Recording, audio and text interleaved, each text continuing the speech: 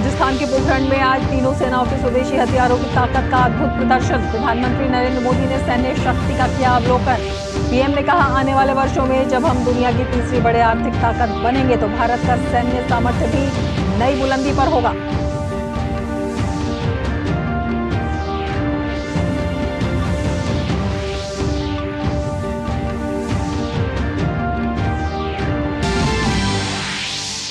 प्रधानमंत्री नरेंद्र मोदी ने गुजरात को 1 लाख करोड़ से अधिक की विकास परियोजनाओं की दी सौगात। अहमदाबाद में 85,000 करोड़ रुपए के रेल प्रोजेक्ट का किया शुभारंभ और शिलान्यास।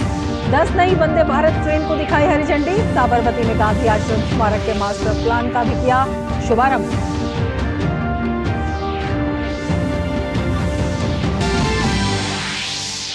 नायब सैनी होंगे हरियाणा के नए मुख्यमंत्री। राज्यपाल से मिलकर पेश किया सरकार बनाने का दावा। आज लेंगे मुख्यमंत्री के रूप में शपथ।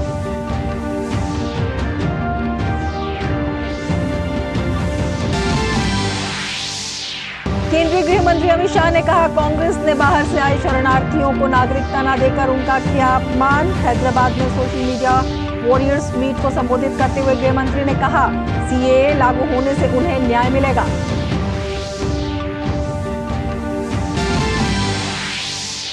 मॉरिशस दौरे पर राष्ट्रपति Droupadi Murmu. University of Mauritius की तरफ से राष्ट्रपति को प्रदान की गई डॉक्टर ऑफ सिविल लॉ की मानद उपाधि।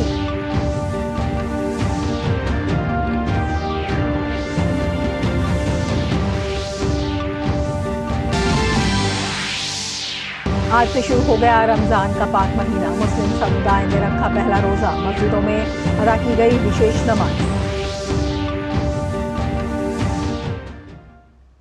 नमस्कार, जीजी न्यूज में आपका स्वागत है। मैं हूं रमा त्यागी। लेंगे समाचार विस्तार से। प्रधानमंत्री नरेंद्र मोदी ने राजस्थान के पोखरण में देश की सैन्य शक्ति का अवलोकन किया। पीएम ने तीनों सेनाओं के लाइव फायर और युद्धाभ्यास से जुड़े समन्वित प्रदर्शन भारत शक्ति को देखा। इस दौरान स्वदेशी हथियार प्रणालियों का प्रभावी प्रदर्शन हुआ। इस दौरान T-90 IM टैंक, धनुष और रंग गन सिस्टम, आकाश अस्त्र प्रणाली, logistics drone, robotic mules, advanced light helicopter तथा ड्रोनों ने उन्नत जमीनी युद्ध कला और हवाई निगरानी क्षमताओं को प्रदर्शित किया। इस अभ्यास में नौसेना ने एंटीशिप मिसाइलों तथा एक्सपेंडेबल एरियल टारगेट को प्रदर्शित किया। वहीं देश में निर्मित हल्के लड़ाकू विमान तेजस, लाइट यूटिलिटी हेलीकॉप्टर तथा एडवांस्ड लाइट हेलीकॉप्टरों ने भारत की वायु शक्ति को दिखाया। आसमान में ये गर्जना, जमीन पर ये जांबाजी, चारों दिशाओं में गूंजता है विजय घोष। ये नए भारत का आह्वान है। भारत शक्ति का ये उत्सव शौर्य की भूमि राजस्थान में हो रहा है, लेकिन इसकी गूंज सिर्फ भारत में ही नहीं, पूरी दुनिया में सुनाई दे रही है।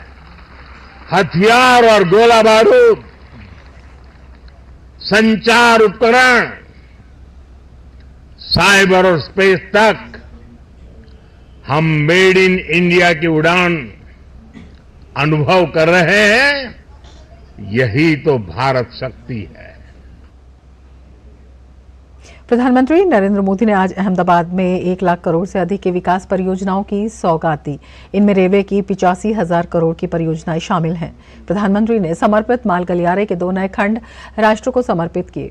पूर्वी डीएफसी का न्यू खुर्जा से साहनेवाल खंड और अहमदाबाद के न्यू मकरपुरा से न्यू गोलवर्ड खंड तेज माल परिवहन की सुविधा देंगे। पीएम ने रेलवे कार्यशालाओं, लोको शेडों, पिट लाइनों, कोचिंग डिपो, फलटण, बारामती नई लाइन इलेक्ट्रिक ट्रैक्शन सिस्टम उन्नयन कार्य की आधारशिला भी रखी।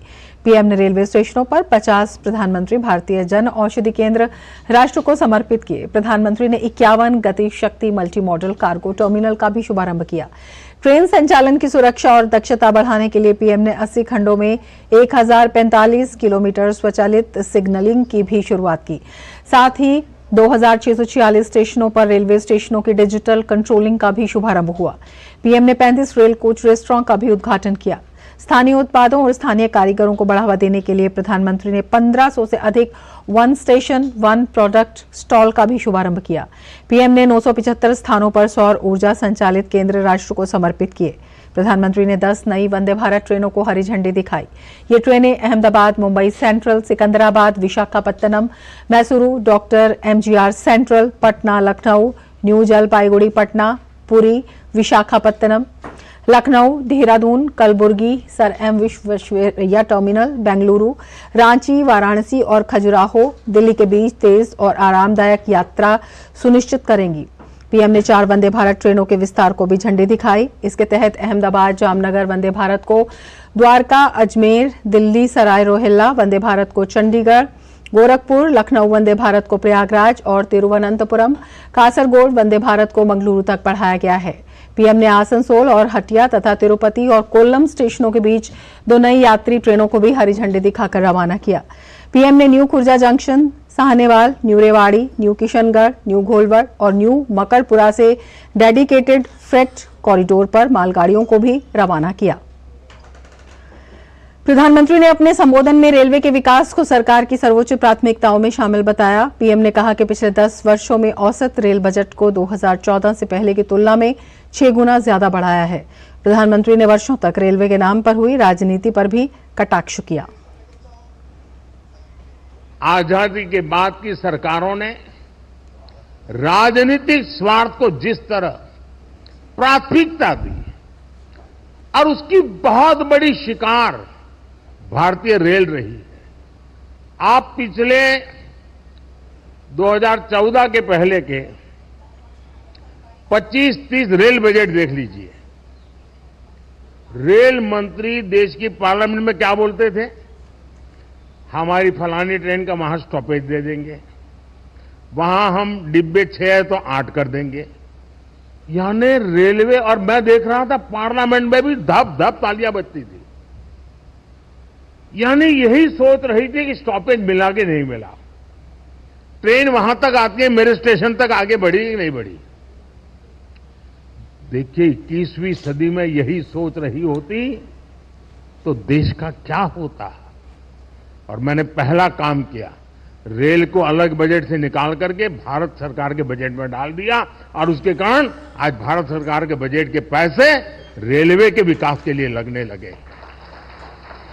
प्रधानमंत्री ने कहा कि रेलवे का कायाकल्प भी विकसित भारत की गारंटी है। पीएम ने भारतीय रेल में हुए बड़े सुधारों का जिक्र किया। पीएम ने कहा कि आधुनिकीकरण से 21वीं सदी की भारतीय रेल की तस्वीर बदल रही है। पीएम ने देश में हो रहे विकास कार्यों को सरकार बनाने का नहीं बल्कि देश बनाने का मिशन बताया। रेलवे का ये कायाकल्प नए निवेश और निवेश से नए रोजगार की भी गारंटी दे रहा है। साथियों, हमारे इन प्रयासों को कुछ लोग चुनावी चश्मे से देखने की कोशिश करते हैं। हमारे लिए ये विकास कार्य सरकार बनाने के लिए नहीं, ये विकास कार्य सिर्फ और सिर्फ देश बनाने का मिशन है। पहले की पीढ़ियों ने जो कुछ भुगता वो हमारे नौजवानों और उनके बच्चों को नहीं भुगतना पड़ेगा, और ये मोदी की गारंटी है। प्रधानमंत्री नरेंद्र मोदी ने साबरमती आश्रम का दौरा किया। पीएम ने वहां पहुंचकर राष्ट्रपिता महात्मा गांधी को श्रद्धा सुमन अर्पित किए। बापू को नमन करने के बाद पीएम ने आश्रम के विस्तार परियोजना से जुड़ी प्रदर्शनी का अवलोकन किया। पीएम ने कार्य योजना से जुड़ी बारीकियों की जानकारी ली। प्रधानमंत्री ने आश्रम में पौधारोपण भी किया। प्रधानमंत्री ने गांधी आश्रम स्मारक के मास्टर प्लान का शुभारंभ किया। इसके तहत आश्रम के वर्तमान 5 एकड़ क्षेत्र को 55 एकड़ तक विस्तारित किया जाएगा।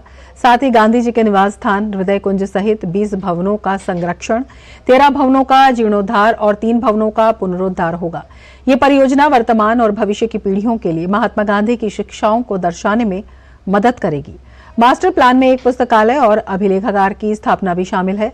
साथ ही इंटरप्रिटेशन सेंटर का निर्माण भी परियोजना का हिस्सा है। प्रधानमंत्री ने पुनर्विकसित कोचरब आश्रम का भी उद्घाटन किया। ये 1915 में दक्षिण अफ्रीका से भारत आने के बाद महात्मा गांधी द्वारा स्थापित पहला आश्रम था। इसे गुजरात विद्यापीठ द्वारा एक स्मारक और पर्यटन स्थल के रूप में संरक्षित किया गया है। प्रधानमंत्री ने अपने संबोधन में कहा कि सदियों की गुलामी के कारण जो देश हताशा का शिकार हो रहा था, उसमें बापू ने आशा और विश्वास भरा। पीएम ने कहा कि महात्मा गांधी का विजन हमारे देश को उज्जवल भविष्य के लिए एक स्पष्ट दिशा दिखाता है। पीएम ने कहा कि आजादी के बाद जो सरकारें रहीं, उनमें देश की विरासत को बचाने की न सोच थी और न ही राजनीतिक इच्छा शक्ति थी। जो देश अपनी विरासत नहीं संजो पाता, वो देश अपना भविष्य भी खो देता है। बापू का ये साबरमती आश्रम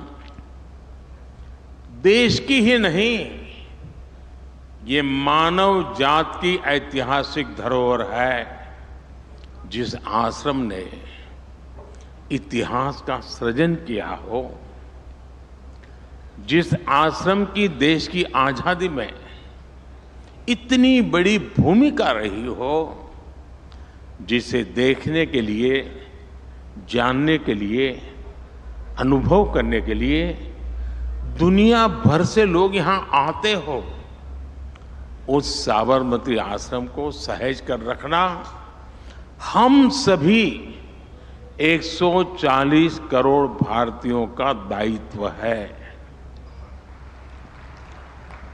और साथियों, आज साबरमती आश्रम का जो विस्तार संभव हो रहा है, उसमें यहां रहने वाले परिवारों की बहुत बड़ी भूमिका रही है। इनके सहयोग के कारण ही आश्रम की 55 एकड़ जमीन वापस मिल पाई है। जिन जिन लोगों ने इसमें सकारात्मक भूमिका निभाई है, मैं उन परिवारों की सराहना करता हूं, उनका आभार व्यक्त करता हूं। हरियाणा में मनोहर लाल खट्टर के इस्तीफे के बाद बीजेपी प्रदेश अध्यक्ष नायब सिंह सैनी हरियाणा के नए मुख्यमंत्री होंगे। उन्हें राज्य में विधायक दल का नेता चुन लिया गया है। नायब सिंह सैनी ने राज्यपाल से मिलकर सरकार बनाने का दावा पेश कर दिया है। वो आज ही हरियाणा के मुख्यमंत्री के रूप में शपथ लेंगे।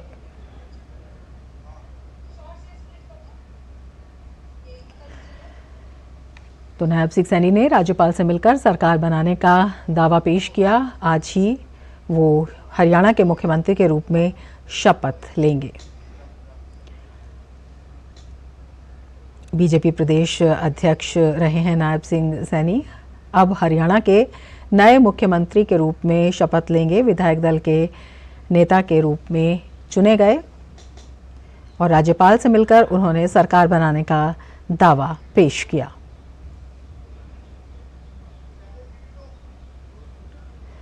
तो नायब सिंह सैनी होंगे हरियाणा के नए मुख्यमंत्री। सरकार बनाने का दावा पेश कर चुके हैं। राज्यपाल से मिलकर आज विधायक दल की बैठक में विधायक दल के नेता चुने गए नायब सिंह सैनी।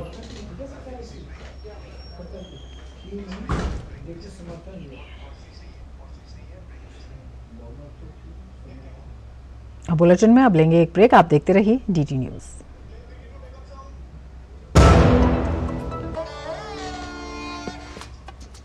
देखो यार, जिंदगी का कोई भरोसा नहीं, पता नहीं कब फोटो पे हार चढ़ जाए और फैमिली का फ्यूचर, बच्चों की पढ़ाई खतरे में पड़ जाए। तो आज ही पॉलिसी बाजार से 1 करोड़ का टर्म लाइफ इंश्योरेंस कराओ, सिर्फ 525 रुपए महीने से शुरू। यार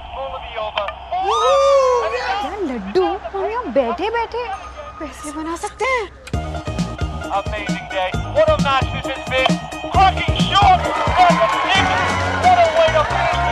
गाइस, मैं तुम्हारे बिजनेस आइडिया का बड़ा फैन। अब बिजनेस चाहे जो भी, एसबीआई का करंट अकाउंट तो चाहिए ना। एसबीआई करंट अकाउंट से सिंप्लीफाइड बिजनेस ट्रांजैक्शंस और ग्रेट कस्टमर सर्विस। एसबीआई, देश का फैन।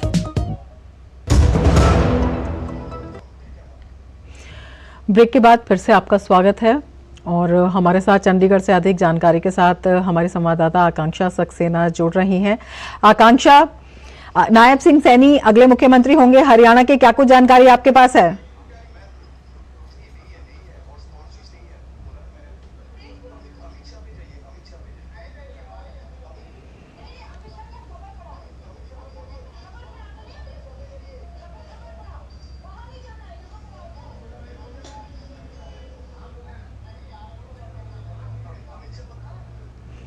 केंद्रीय गृह मंत्री अमित शाह तेलंगाना के हैदराबाद में सोशल मीडिया वॉरियर्स मीट में शामिल हुए। अपने संबोधन में उन्होंने नागरिकता संशोधन अधिनियम के बारे में बात करते हुए कहा कि कांग्रेस ने बाहर से आए शरणार्थियों को नागरिकता न देकर उनका अपमान किया। उन्होंने कहा कि अब नागरिकता कानून के लागू होने से उन्हें न्याय मिलेगा। हमने कहा था हम सीएए लाएंगे। आजादी के वक्त से कांग्रेस पार्टी और हमारे संविधान निर्माताओं का वादा था कि बांग्लादेश, अफगानिस्तान और पाकिस्तान से जो शरणार्थी आएंगे, जो वहां की प्रताड़ना झेल कर आएंगे, उसको हम नागरिकता देंगे। मगर तुष्टीकरण की, वोट बैंक की राजनीति के कारण कांग्रेस पार्टी इसका विरोध करती थी। लाखों करोड़ों लोग पाकिस्तान से और बांग्लादेश से अपना धर्म बचाने के लिए, अपना सम्मान बचाने के लिए इस देश में आए, उनको नागरिकता नहीं मिलती थी। नरेंद्र मोदी जी ने हिंदू, बौद्ध, जैन, ये सारे सिख, ये सारे लोगों को नागरिकता देकर उनका सम्मान करने का काम नरेंद्र मोदी जी ने किया।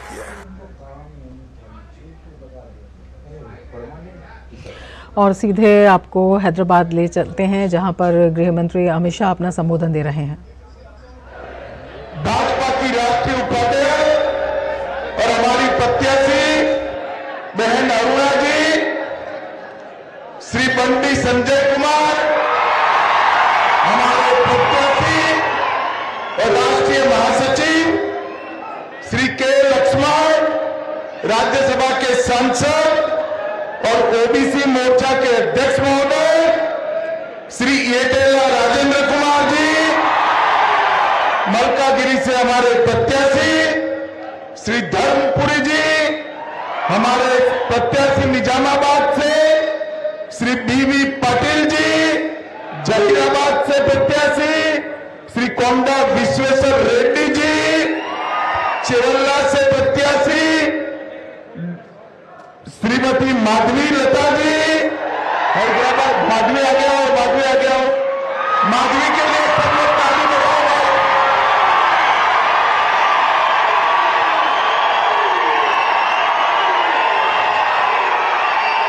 डॉक्टर मोहन नरसैया गौर जी, पी भरत कुमार जी, सुधाकर रेड्डी जी, श्री जितेंद्र रेड्डी जी, श्री गलिकापति मोहन राव जी, श्री प्रिय रामलू जी, श्री ए वेंकटेश्वर रेड्डी जी, मंच पर बैठे हुए सारे भारतीय जनता पार्टी के वरिष्ठ नेतागण और आज समग्र तेलंगाना राष्ट्र से आए हुए मेरे बूथ के मालिक, ऐसे भारतीय जनता पार्टी के सभी कार्यकर्ता भाइयों बहनों को नमस्कार।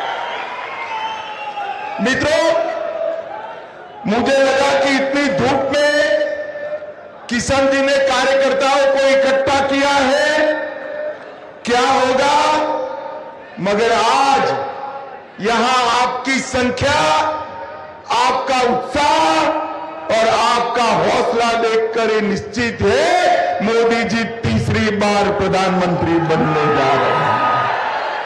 भाइयों और बहनों, मैं देश भर के हर राज्य से जाकर आया हूं। मैंने यही उत्साह, यही हौसला और यही मोदी की दीवानगी को देखा है। मैं जहां गया, मोदी मोदी के नारों से स्वागत होता है। भाइयों बहनों, पूरा देश तय कर बैठा है कि अगली बार 400 पार, अगली बार। मगर मैं आज तेलंगाना आया हूं, तेलंगाना की जनता को दो हाथ जोड़कर विनंती करने के लिए और तेलंगाना के कार्यकर्ताओं का आह्वान करने के लिए 400 पार होने वाला है, उसमें तेलंगाना का 12 से ज्यादा कमल आना चाहिए। 12 से ज्यादा सीटें तेलंगाना में भारतीय जनता पार्टी की हो और तेलंगाना को 75 साल के बाद इन निजाम की परछाई से दूर करने का काम तेलंगाना की सरकार। आज मैं तेलंगाना की जनता को कहने आया हूं, यहां 4 पार्टियां मैदान में है। एक कांग्रेस पार्टी, दूसरी टीआरएस, तीसरी मजलिस और चौथी भारतीय जनता पार्टी। भाइयों और बहनों, मुझे बताओ, टीआरएस, कांग्रेस दोनों मजलिस से, निजाम के प्रभाव से तेलंगाना को मुक्त कर सकते हैं क्या? जोर से बोलो, कर सकते हैं? ये दोनों मजलिस के एजेंडा पर चलते हैं। हमें लगा कि तेलंगाना की जनता ने कांग्रेस को मैंडेट दिया, शायद अब मजलिस का प्रभाव खत्म होगा। जैसे ही विधानसभा चालू हुई, आउट ऑफ वे जाकर सारे नियमों की धज्जी उड़ाकर मजलिस के नेता को टेम्पररी स्पीकर बनाकर कांग्रेस ने इनका सजदा करने की शुरुआत कर दी। ये दोनों पार्टियां हैदराबाद स्थापना दिन मना सकती है क्या? जोर से बोलो, मना सकती है क्या? सरदार पटेल का सम्मान कर सकती है क्या? नहीं कर सकते, क्योंकि ये वोट बैंक की लालच से डरते हैं। हम भारतीय जनता पार्टी के कार्यकर्ता वोट बैंक से नहीं डरते हैं। हम तेलंगाना के कल्याण और तेलंगाना के सम्मान को समर्पित पार्टी है। भाइयों और बहनों, ये तीनों पार्टियां परिवारवादी पार्टियां। कांग्रेस पार्टी, आप देखें, जवाहरलाल नेहरू, इंदिरा गांधी, राजीव गांधी, सोनिया गांधी, अब राहुल गांधी, आगे भगवान जाने कौन गांधी। ये केसीआर के बाद KTR, KTR KCR, KCR KTR, और बड़े मियां तो बड़े मियां, छोटे मियां भी सुभान अल्लाह। ये मजलिस भी परिवारवादी पार्टी है। ये तीनों पार्टियों का लक्ष्य राजनीति में अपने बेटे बेटों का कल्याण करना है, बेटों बेटियों को कल्याण करना है। आप मुझे बताइए, जो अपने बेटे बेटियों के लिए काम करते हैं, वो तेलंगाना के किसान का भला कर सकते हैं क्या? जो मुझे कर सकते हैं क्या? तेलंगाना के ओबीसी का भला कर सकते हैं क्या? तेलंगाना के युवाओं का भला कर सकते हैं क्या? तेलंगाना के युवा, किसान, महिला और ओबीसी दलित का भला केवल और केवल भारतीय जनता पार्टी कर सकती है, नरेंद्र मोदी कर सकती है। मित्रों, ये दोनों पार्टियां, कांग्रेस और टीआरएस, दोनों पार्टियां भ्रष्टाचार में लिप्त पार्टियां हैं। मैं आपको बताता हूं, रेवंत रेड्डी मेरी बात का जवाब दे।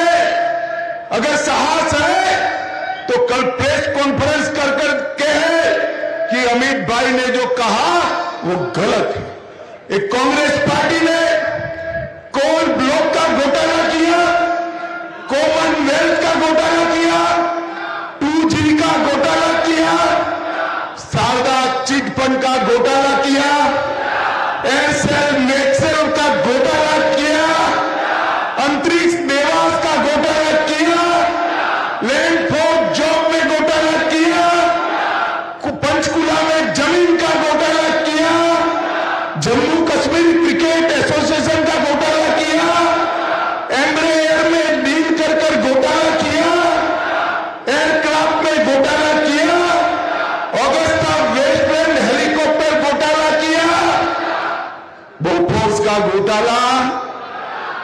मित्रों, ये 12 लाख करोड़ के घपले, घोटाले और भ्रष्टाचार करने वाली कांग्रेस पार्टी और दूसरी ओर भ्रष्टाचार रचित समिति बीआरएस, मियापुर जमीन का घोटाला 4000 करोड़, आउटर रिंग रोड घोटाला किया, कालेश्वर परियोजना घोटाला 40,000 करोड़ का किया, कविता के नाम पर शराब घोटाला किया, सीएससी ऑडिट का घोटाला। अब मुझे बताओ भाई, हजारों लाखों करोड़ के घपले घोटाले करने वाली एक कांग्रेस पार्टी और टीआरएस तेलंगाना और देश का भला कर सकते हैं क्या? जोर से बोलो, कर सकते हैं? 23 साल हो गए नरेंद्र मोदी जी को मुख्यमंत्री प्रधानमंत्री रहते हुए। मोदी जी पर हमारे विरोधी भी 25 पैसे का भ्रष्टाचार का आरोप नहीं लगा सके। भारतीय जनता पार्टी ने, इस देश के प्रधानमंत्री ने भ्रष्टाचार मुक्त शासन कैसा होता है इसका एक उदाहरण सेट करने का काम किया है। भाई और बहनों, ये केसीआर की पार्टी थी और कांग्रेस पार्टी दोनों वादा खिलाफी की पार्टी है। इन्होंने कहा था कि हम नीलू निगुलू नियामकलू रोजगार, धन और जल, ये तीनों के लिए काम करेंगे। तीनों में वादा खिलाफी किया।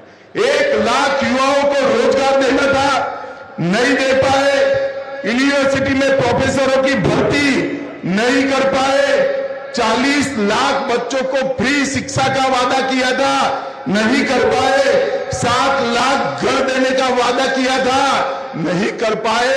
मेरे पास 42 वादा खिलाफी की सूची है, 42। और दूसरी ओर कांग्रेस पार्टी, मैं आपको कहना चाहता हूं मित्रों, कांग्रेस पार्टी ने भी इस देश के गरीबों को गरीबी मुक्त करने का वादा 4 पीढ़ी पहले इंदिरा गांधी ने किया था, मगर गरीबी तो मुक्त हो ही नहीं, गरीब और गरीब बनता गया। और मैं आज बताता हूं, मोदी जी ने ये 10 साल के अंदर 80 करोड़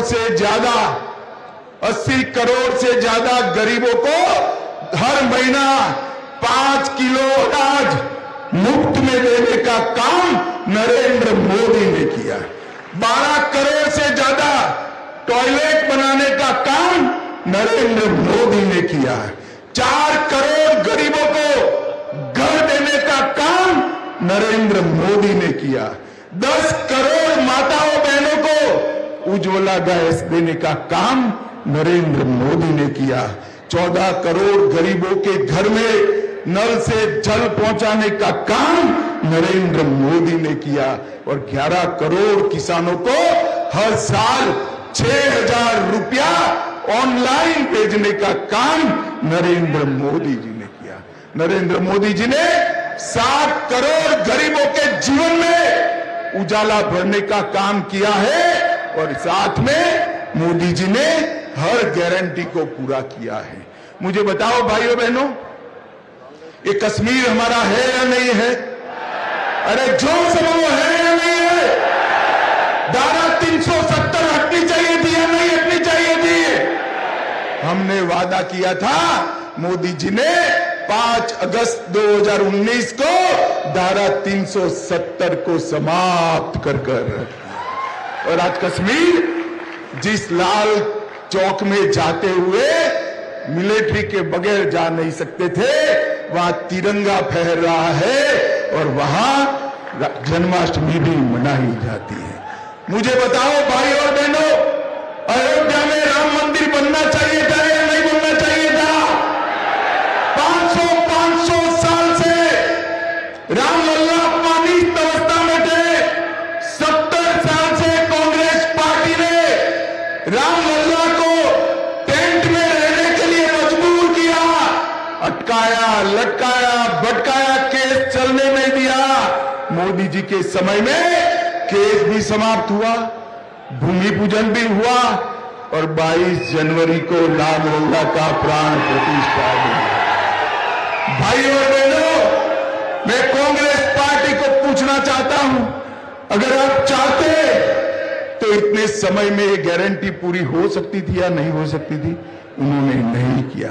मित्रों बताओ मुझे, 3 तलाक दूर कर मुस्लिम माताओं बहनों को सम्मान देना चाहिए या नहीं देना चाहिए? 3 तलाक जाना चाहिए या नहीं जाना चाहिए? कांग्रेस पार्टी ने 3 तलाक को कभी नहीं हटाया। वो ओवैसी से डरते हैं, वो वोट बैंक से डरते हैं। नरेंद्र मोदी जी ने 3 तलाक को समाप्त करने का काम नरेंद्र मोदी जी ने किया। भाइयों और बहनों, और मोदी जी ने देश को सुरक्षित करने का काम किया है। ये 10 साल तक कांग्रेस की सरकार थी, सोनिया मनमोहन की सरकार थी।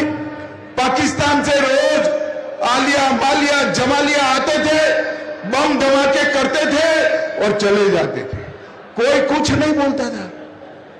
मोदी जी के समय में भी 2 प्रयास हुए, उरी और पुलवामा में, मगर पाकिस्तान को मालूम नहीं था ये नरेंद्र मोदी सरकार है, भारतीय जनता पार्टी। 10 दिन में सर्जिकल स्ट्राइक और एयर स्ट्राइक कर पाकिस्तान के घर में घुसकर आतंकवादियों का सफाया करने का काम नरेंद्र मोदी जी ने किया।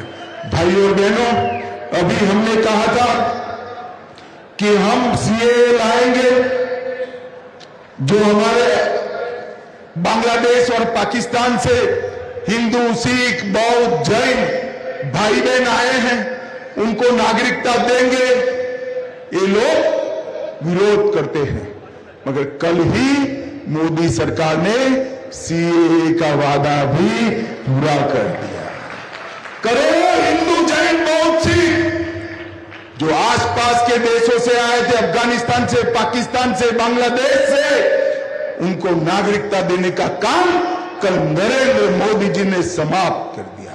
जो अपने महिलाओं के सम्मान के लिए, अपने धर्म की रक्षा के लिए, अपने गौरव की रक्षा के लिए भारत की शरण में आए थे, इनको एक कांग्रेस वाले मजलिस, टीआरएस विरोध करते थे, नागरिकता नहीं देने देते थे।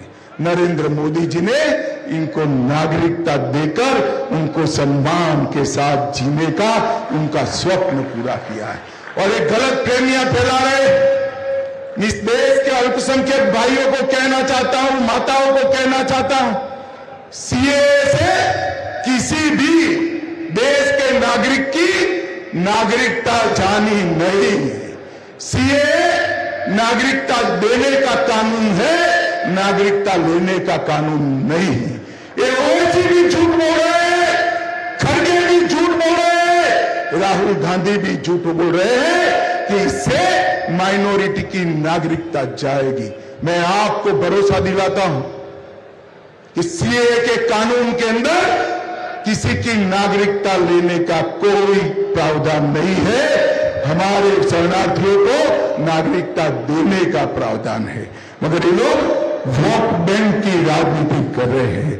भाइयों और बहनों, मैं इतना ही कहना चाहता हूं, आने वाले दिनों में चुनाव शुरू होगा, आपको घर घर जाना है और पूरे तेलंगाना की जनता को बताना है कि 10 साल में मोदी जी ने तेलंगाना के लिए 2,50,000 करोड़ रुपए का ग्रांट भेजा है। कितना भेजा है? और 10 साल जब यूपीए की सरकार थी, इन्होंने 1,16,000 करोड़ भेजा था। और इसके साथ साथ मोदी जी ने railway, metro, airport, highway, national highway, petroleum, university, central institute, इसके अलग से 5 लाख करोड़ से ज्यादा रुपया नरेंद्र मोदी जी ने भेजने का काम किया। ये लोग तेलंगाना का विकास नहीं कर सकते। तेलंगाना का विकास केवल और केवल भारतीय जनता पार्टी कर सकती है, नरेंद्र मोदी जी कर सकते हैं। मित्रों, जो इंडिया अलायंस है, ये पूरा गठबंधन है, घमड़िया गठबंधन, केवल और केवल परिवारवादियों का गठबंधन है। मैं फिर से देश की जनता को कहना चाहता हूं, सोनिया गांधी का एकमात्र लक्ष्य है राहुल गांधी को प्रधानमंत्री बनाना। केसीआर का लक्ष्य है केटीआर को मुख्यमंत्री बनाना। ममता दीदी का लक्ष्य है भतीजे को मुख्यमंत्री बनाना। शरद पवार का लक्ष्य है सुप्रिया सुळे को मुख्यमंत्री बनाना। ठाकरे जी का लक्ष्य है, उद्धव ठाकरे जी का, आदित्य ठाकरे को मुख्यमंत्री बनाना। लालू जी का लक्ष्य है अपने बेटे को मुख्यमंत्री बनाना। भाई मुझे बताओ, ये बेटे, बेटी, जमाई, दामाद इसमें आपकी जगह है कहीं पर? है क्या? भारत के युवा की जगह है, भारत के किसान की जगह है, भारत की माताओं की जगह है, भारत के गरीब की जगह है। ये भारत के युवान, किसान, महिलाएं और गरीब के लिए कुछ नहीं कर सकते, वो अपने बेटे बेटियों के लिए राजनीति में है। भारत के गरीब, युवा, महिला और किसान के लिए केवल और केवल नरेंद्र मोदी जी समर्पित है। मित्रों, नरेंद्र मोदी जी ने पूरे देश को समृद्ध करने का काम किया। भारत ने चंद्रमा के दक्षिण ध्रुव पर समग्र संसार में कोई वहां नहीं पहुंच पाया था। सबसे पहले भारत ने दक्षिण ध्रुव पर चंद्रयान पहुंचाया और हमारा तिरंगा फहराने का काम किया। G20 की समिट में दिल्ली डिक्लेरेशन से अपना कूटनीतिक परचम समग्र विश्व के सामने लहराने का काम नरेंद्र मोदी जी ने किया है। आज पूरी दुनिया नरेंद्र मोदी जी का सम्मान करती है। 14 से ज्यादा देशों ने मोदी जी को अपना सबसे बड़ा नागरिक सम्मान अवार्ड, जैसे हमारे यहां भारत रत्न है, 14 देशों ने नरेंद्र मोदी जी ने दिया है। मोदी जी जहां भी जाते हैं लोग मोदी मोदी मोदी करते हैं। भाइयों और बहनों, ये मोदी जी का जो स्वागत है ना, ये नरेंद्र मोदी जी का नहीं है, ये भारतीय जनता पार्टी का नहीं है। मोदी जी का ये स्वागत हमारी देश की 130 करोड़ की जनता का स्वागत है। यहां समग्र तेलंगाना राष्ट्र से बूथ अध्यक्ष आए हैं। मैं सभी को कहना चाहता हूं, जब तक विजय जुलूस न निकले किसी को आराम नहीं करना है। हर मतदाता का, हर लाभार्थी का और विशेषकर हर माता बहन का संपर्क कर कमल के निशान पर बटन दबाकर मोदी जी के हाथ मजबूत करने के लिए निकल पड़ना है।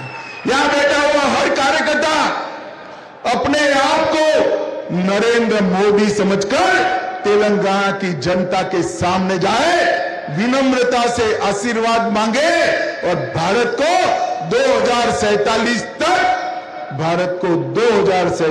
तक पूर्ण विकसित राष्ट्र बनाने के लिए नरेंद्र मोदी का समर्थन कराइए। मैं आपको कहता हूं, मोदी जी ने गारंटी दी है कि 15 अगस्त 2047 को हमारा देश भारत, जब देश की आजादी की शताब्दी मनाई जाएगी, भारत आत्मनिर्भर होगा, भारत पूर्ण विकसित होगा और भारत माता विश्व गुरु के स्थान पर विराजमान होगी। ऐसा भारत बनाने के लिए हम सब ने आगे बढ़ना है। मुझे बताओ, ये जो 1.5-2 महीना है चुनाव का, आप सभी लोग आज से ही कमल के प्रचार में मोदी जी को प्रधानमंत्री बनाने के लिए निकल पड़ेंगे क्या? अरे जोर से बोलो, निकल पड़ेंगे क्या? तेलंगाना में 12 का आंकड़ा पार करेंगे क्या? 400 पार कराएंगे क्या? मोदी जी को फिर से प्रधानमंत्री बनाएंगे क्या? तो मेरे साथ दोनों हाथ उठाइए, उठाइए दोनों हाथ। 12 सीटें जीतने की संकल्प की मुट्ठी बींचे और विरोधियों के दिल दहल जाए ऐसे प्रचंड आवाज से बोलिए,